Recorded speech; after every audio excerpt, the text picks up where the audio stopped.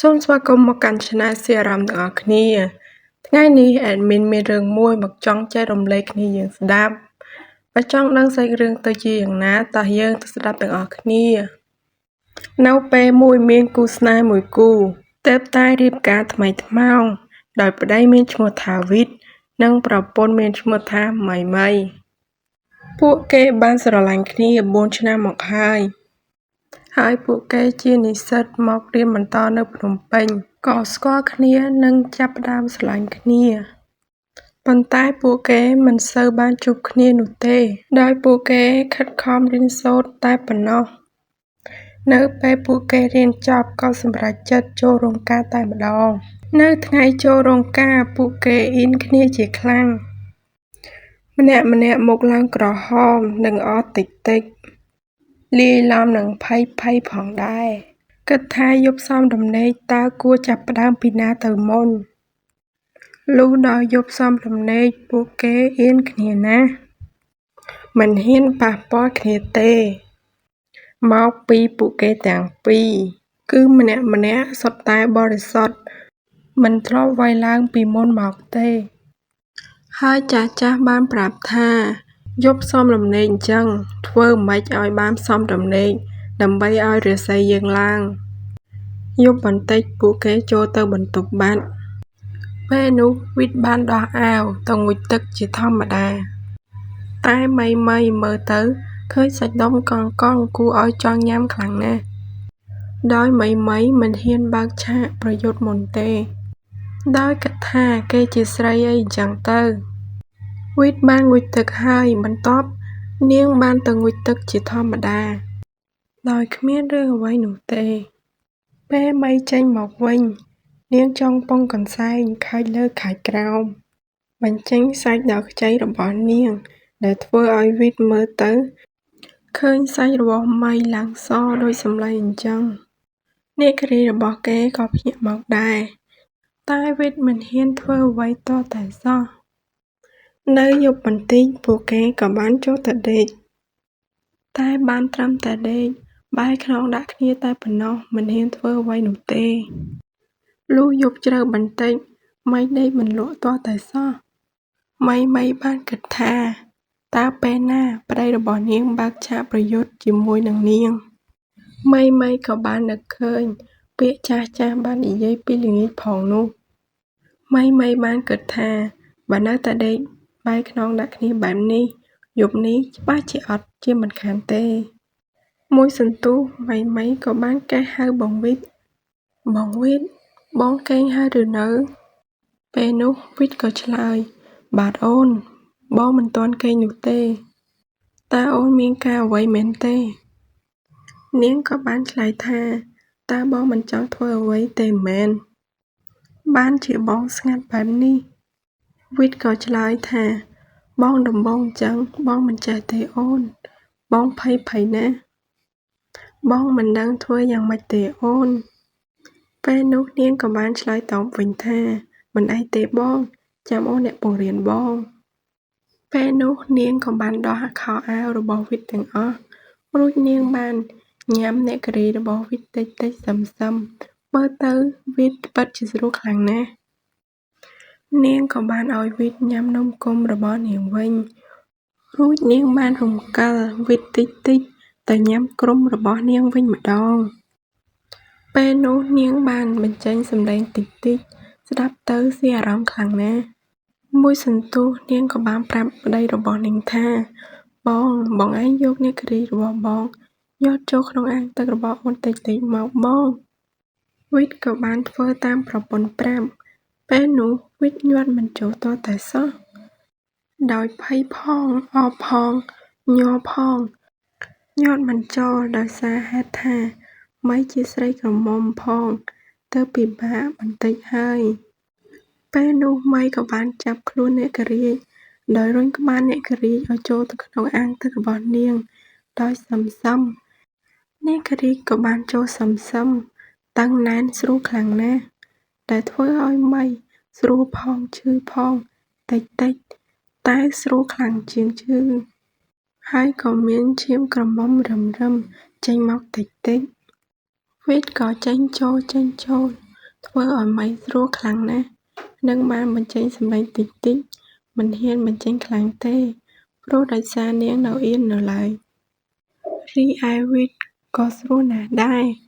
ដោយបញ្ចេញសំឡេងតិចៗដូចគ្នា មួយសន្ទុះមក ពួកគេក៏បានបាចទឹកចេញពេញអាងរបស់មីតែម្ដង ពួកគេថាជាណាស់ តឹងណែនល្អស្រួលខ្លាំងណាស់ ពេលរួចរាល់ ពួកគេក៏បានទៅបន្ទប់ទឹក ដើម្បីលាងសម្អាត ដោយមិនមានអ្វីពាក់នឹងខ្លួននោះទេ ពេលនោះមីមើលឃើញនាគរីរបស់វីតធំហើយវែង ក៏បានសុំវីតម្ដងទៀត បងអូនសុំម្ដងទៀតបានទេ វីតក៏យល់ព្រម រួចវីតថា អញ្ចឹងបងទៅចាំលើគ្រែមុនអញ្ចឹង ប៉ុន្តែមីថា មិនចាំបាច់ទៅលើគ្រែទេបង អូនចង់នៅក្នុងបន្ទប់ទឹកនេះឯង ស្រួលមិនប្រឡាក់ពូក និងស្រួលលាងសម្អាតផង ពេលនោះនាងបានឲ្យប្ដីរបស់នាងដេកនៅលើការ៉ូបន្ទប់ទឹក នាងថាទុកឲ្យអូននៅពីលើបងម្ដង នាងក៏បានឡើងទៅអង្គុយពីលើប្ដីរបស់នាង និងបានចាប់ទម្រង់នាគរីឲ្យត្រង់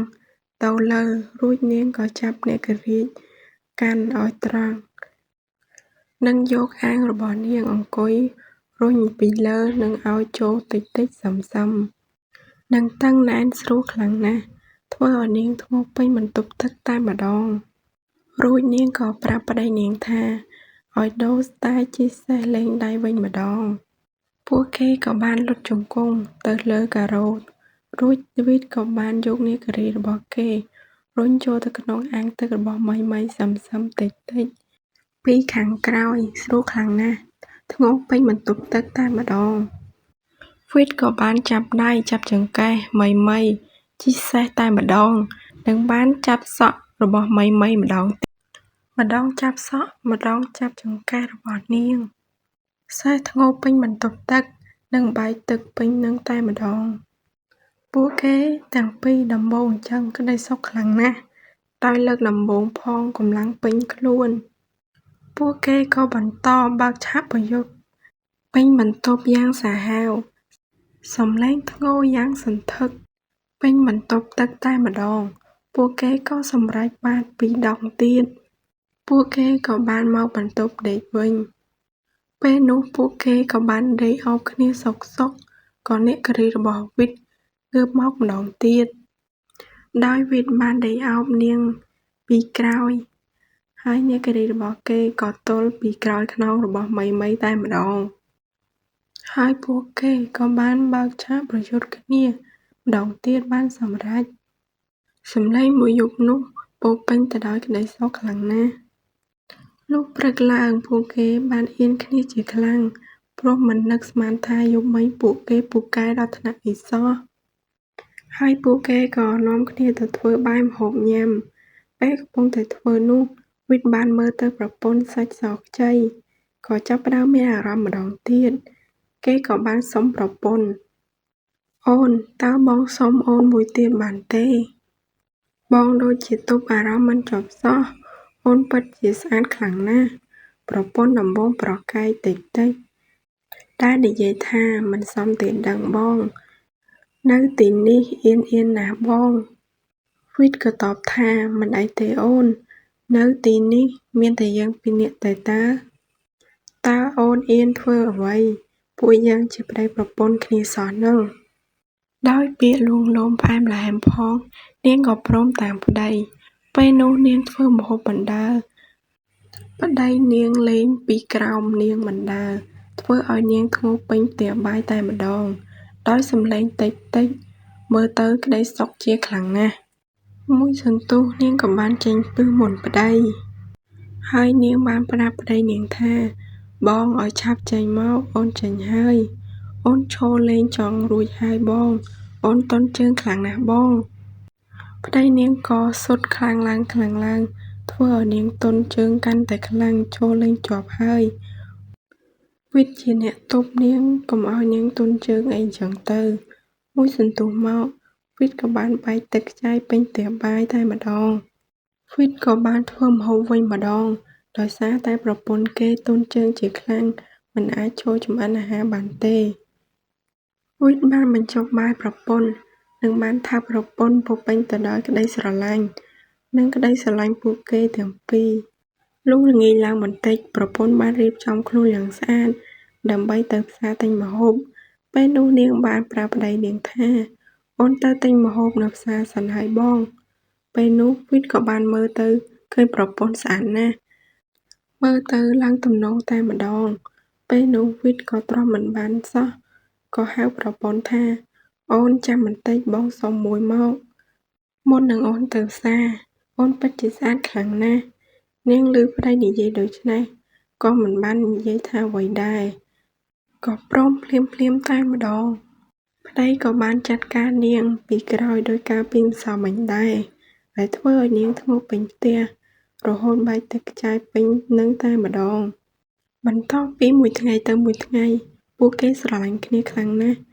បែកពីគ្នាបន្តិចមិនបានសោះមួយថ្ងៃយ៉ាងតិចក៏5 ដងដែរសម្រាប់ពួកគេទាំងពីរនាក់រឿងនេះក៏បានចប់សូមអរគុណសម្រាប់បងប្អូនដែលបានស្ដាប់រឿងនេះពីដើមដល់ចប់សូមចុច Subscribe និងសញ្ញាកណ្ដឹងដើម្បីទទួលបានវីដេអូថ្មីៗពីខ្ញុំមុនគេអរគុណបាយបាយ